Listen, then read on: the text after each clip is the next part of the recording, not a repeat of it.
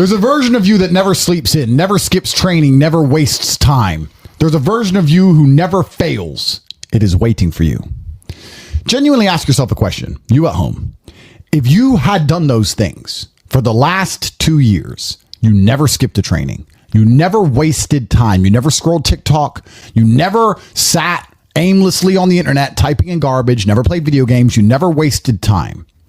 You never skipped training. You were training every single day. You never slept in. You were never lazy. There's this version of you. Imagine the person you would be. Genuinely imagine what you would look like. Imagine where you would live. Imagine the car you would drive. Imagine how much your woman would respect you. Imagine the love you would see in her eyes when she looks at you with adoration like a king. Imagine your existence. That person is waiting for you. And the only thing that's stopping you from being that person is your monumental laziness. You can have it. The universe is very giving. It will give you anything you work for. I've never seen somebody try for something with all of their might and not get it. The only people who do not have the things they want are the people who do not try for them. I've never seen a person wake up and say, my only dedication in life is to solve a Rubik's Cube and fail. You are not stupid. You are not incompetent. You are lazy and arrogant. It's extremely important you understand that that person is waiting for you and you are declining that version of yourself. In the multiverse, in the many different versions of the universe that exist, there is a version of you that does those exact things. And he is a greater person than you can even fathom. You can transform yourself into that guy. You can be a top G. That's exactly what I did. I knew who I was going to have to end up being before I became that person. My brother and I are not from rich families. We are not from advantaged beginnings. But I knew I had to be a big, strong, fighting billionaire. That's what I knew I had to be. Discipline is the key to success. If you cannot force yourself to do something you don't want to do, how are you ever going to put yourself through the suffering required for greatness? If you cannot force yourself to train when you do not want to train, if you cannot force yourself to work when you don't want to work, if you can't force yourself to not log into Pornhub or force yourself to eat right, how can you possibly ever become a monumentally successful person if you cannot control yourself long enough to do what must be done as opposed to what you feel like doing? The only people who get to live their lives based on how they feel are women and children.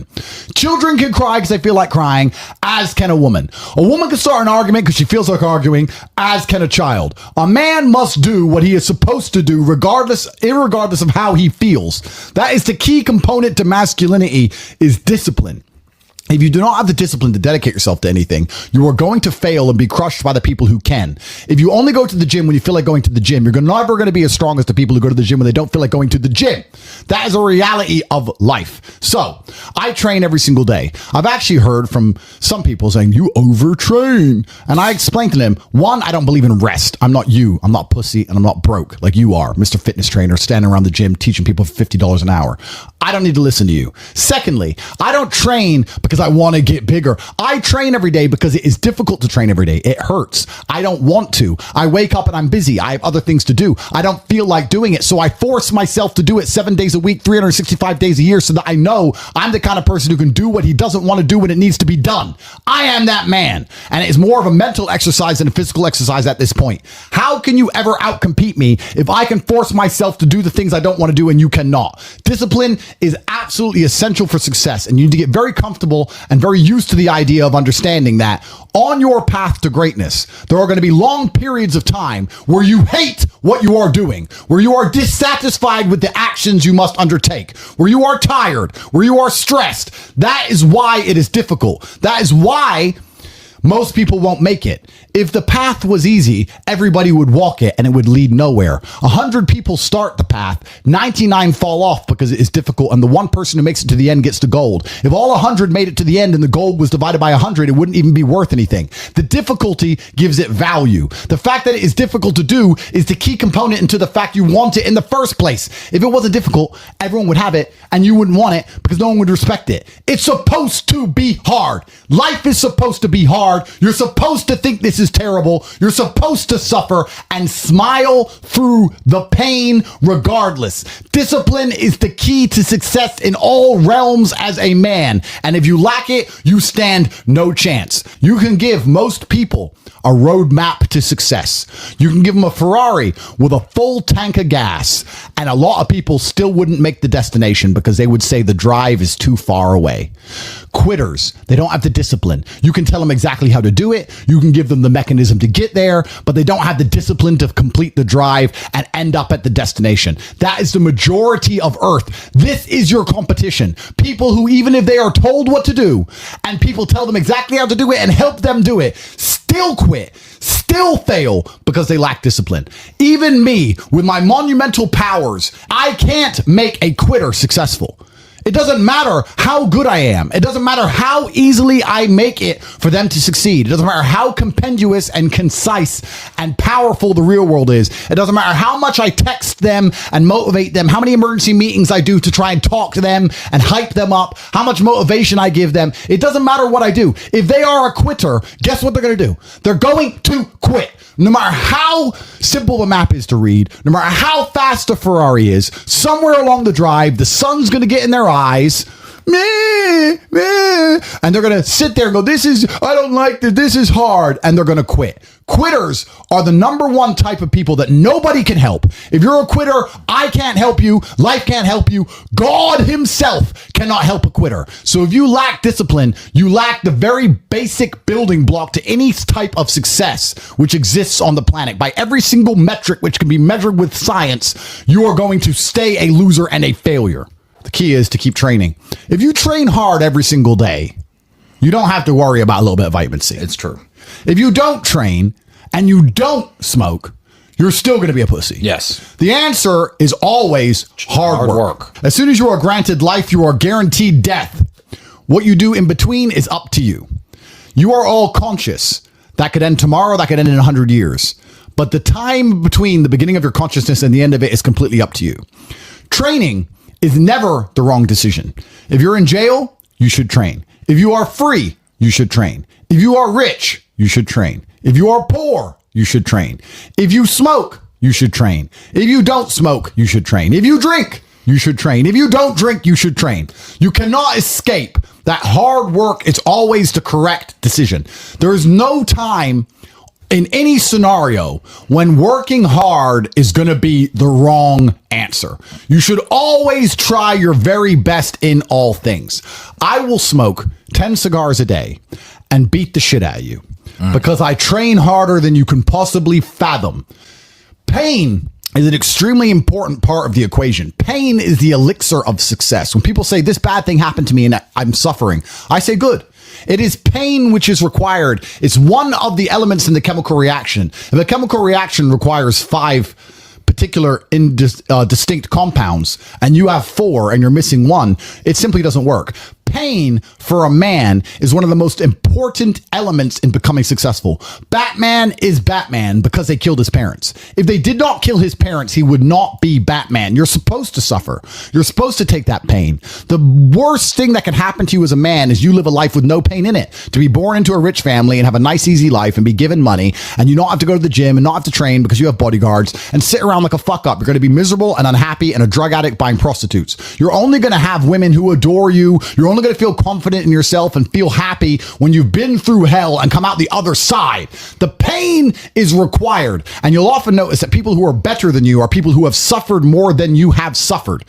So the person who is waiting for you, he requires your motivation. It also requires huge amounts of pain. So when bad things happen to you, do not sit at home and lament. Do not feel sorry for yourself. Instead, look in the mirror and say, thank you, God, for giving me one of the ingredients that is needed for the chemical concoction that is going to turn me into a superhero. Because pain is an extremely important one. In fact, it's one of the most important ones for a man.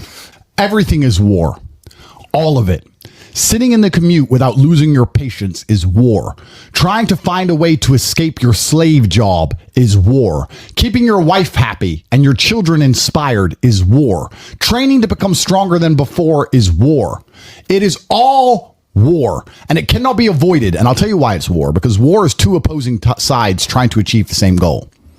2 opposing sides want the same land or the same influence over X land.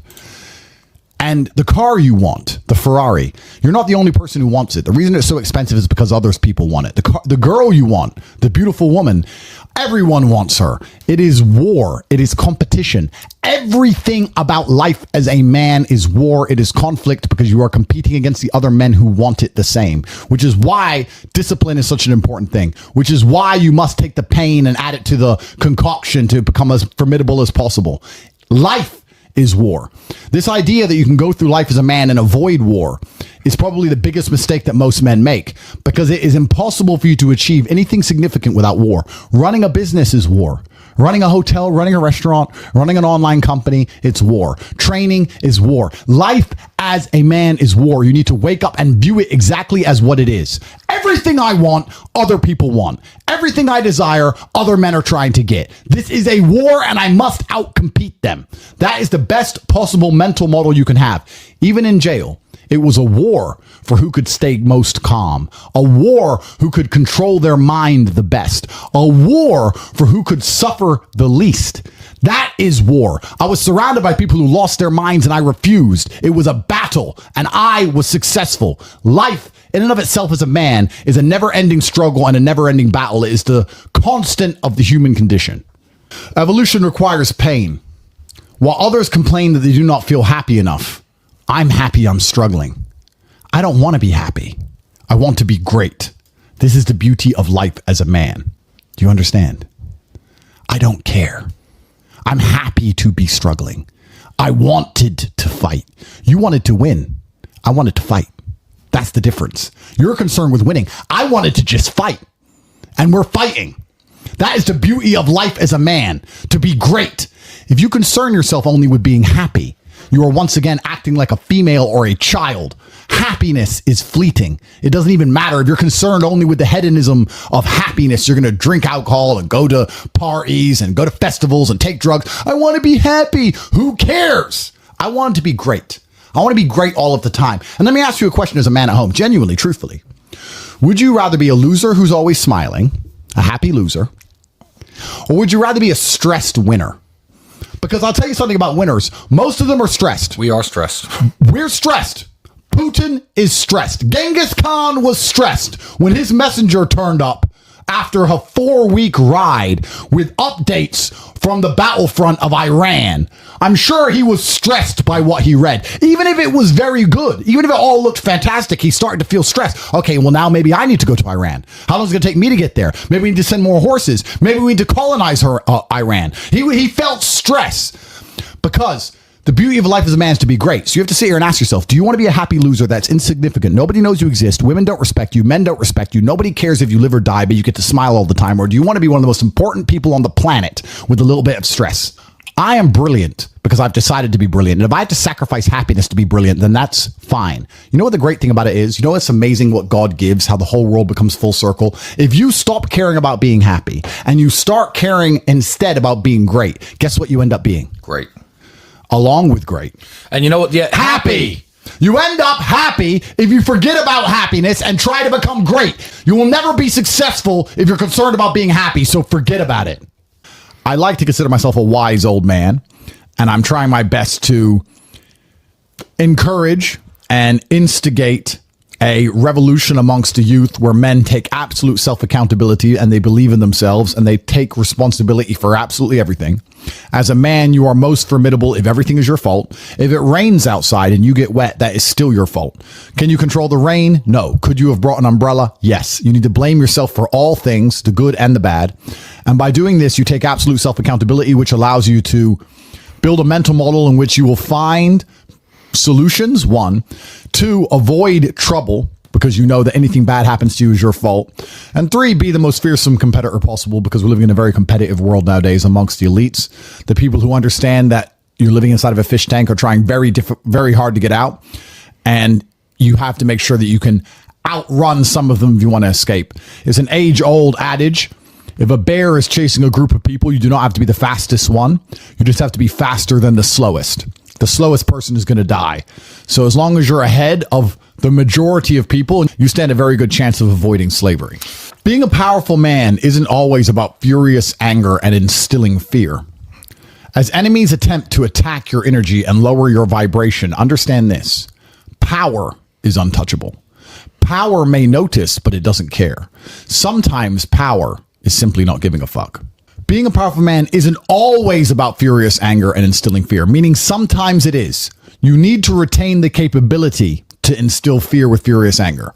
A man who cannot do that is not a man. It is one of the cards you need to have in your deck. However, more often than not, when you're in a true position of power, you will play the alternate card, which I'm describing here, is simply not caring. How can you not give a fuck about things? Well, I'll tell you how. If you're filthy rich and you have a strong network of people around you who you trust, and you have a good family, and you have beautiful children, you have women who love you, and you have beautiful supercars, you live with your best friends in a compound, you have armed guards, and you're proud of yourself, and you're strong, and you train hard every day, and you're monumentally successful, and all of your dreams come true. And if you want something, you can instantly snap it up. You want a Pagani, you want a Bugatti, you want a $25 million apartment, anything you want, you buy. It's very easy to not give a shit about the opinions of people who don't have one fraction of your success. And what these people are trying to do is drag me, I'm using me as an example, but we can also use it for you. When you have true power, they're trying to drag you down. They're not trying to elevate themselves. They're trying to drag you down, which is a very different thing, because it's amazing how God rewards those who are trying to build and create and elevate, and how it punishes those who are simply trying to destroy and be spiteful and negative. And these people are going to dedicate hours and hours and millions of hours of their life towards a certain cause. Thank you. To try and drag people down who they cannot affect because they're already too powerful and too large. And they're wasting their own human experience, and they're not progressing or advancing themselves in any way. They will stay brokies, and we will stay rich forever. So the lesson here is that you need to get to a position where ignoring people is a move in which you're guaranteed success. You can ignore people completely and they are benefiting you. And that comes from a position of power. And I think a lot of you at home right now, you may not be in our position, but if you're already working hard, you're already going to the gym, you're already training, you make sure that you're getting as much muscles as possible, as much money as possible, you're dedicated, you don't sleep in, you don't waste your time, you don't smoke weed, you don't play video games, you're focused on trying to become fantastic as a person. You can just ignore that girl. That girl who broke your heart or cheated on you, just ignore her. The most powerful move you can make is ignore her. Yeah, you could yell at her. Yeah, you could try and make her scared of you, blah, blah, right? That's not going to work. The powerful move is just to completely ignore her because you're on your ascent. She is likely on her descent. She likely has no intention of improving herself, no intention of becoming richer, no intention of becoming better looking. Time is against her.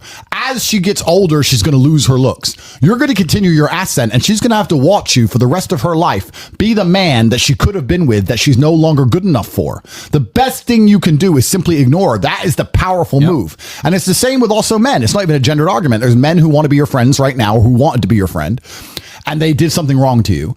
And if you're on the right path doing the right things, karma, God, the universe, whatever you want to call it, is going to teach them a lesson for simply failing to be a good person to you while they had the chance. But when you have a whole bunch of money, you take care of the people you love. And that's the masculine prerogative. And even my brother and I, anyone who's been loyal to us, who's on our team, we monumentally reward.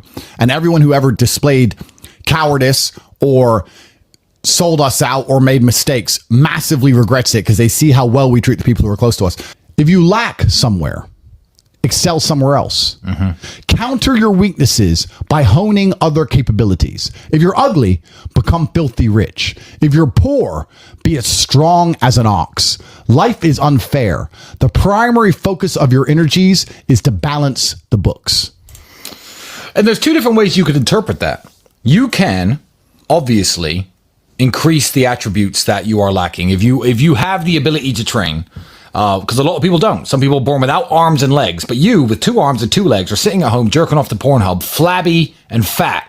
If you have the ability to train, you should be doing it. But also, there are some things that some people are just better at, and you can counteract that problem by teaming up with people who compensate for your weaknesses. People who are strong in areas where you are weak, and you team up with people where you are strong in areas where they are weak. I don't think between the people in this house and our group of friends, we lack anything. Correct. Anything. Correct. Literally anything. We can sit as a group and have a conversation about anything with anyone in the world and give useful insight and change people's lives for the better, because although I am not perfect, our team compensates one for each other. And that's the point of brotherhood. So excel in one area if you lack in others. I have people say to me, Andrew, I'm short. What do I do? I'm short. Okay, God made you short. Fine. Good. Doesn't matter. You can't change it. What you can do is become as strong as an ox and become filthy rich and monumentally important and extremely influential. You can do that. People say, I'm poor. You should be strong. Oh, I'm strong, but I don't have any money. Okay, then teach others to be strong. Yes. There's always a way you can take your advantages and use them. And by teaming up with other men, other people, you can build a team in which there are no weaknesses. So if you have a disadvantage, you also have somewhere God has given you a distinct advantage over others. And it is your duty to excel in that realm. It is your duty to become so monumentally influential and powerful within that specific criteria in which you have the capability to be brilliant, that your weaknesses no longer appear because they can be simply overshadowed by your network or overshadowed by your absolute competence. By constructing the correct mindset, you can be in the exact same scenario you're currently in, living the exact same life with a different mental model in which you view the world, and you will not only feel more powerful, you will be more powerful. You'll achieve more amazing things. You will be greater. You will be happier with the same car, the same woman, the same house, the same income, the same everything. But your mind changes the lens in which you view the world. Lenses change things. Rose tinted glasses, perhaps dark glasses. You can put glasses on, change the lens, and you can view the world differently by changing how your mind is constructed and put together and the way you view the world. That is the point of mental Aikido.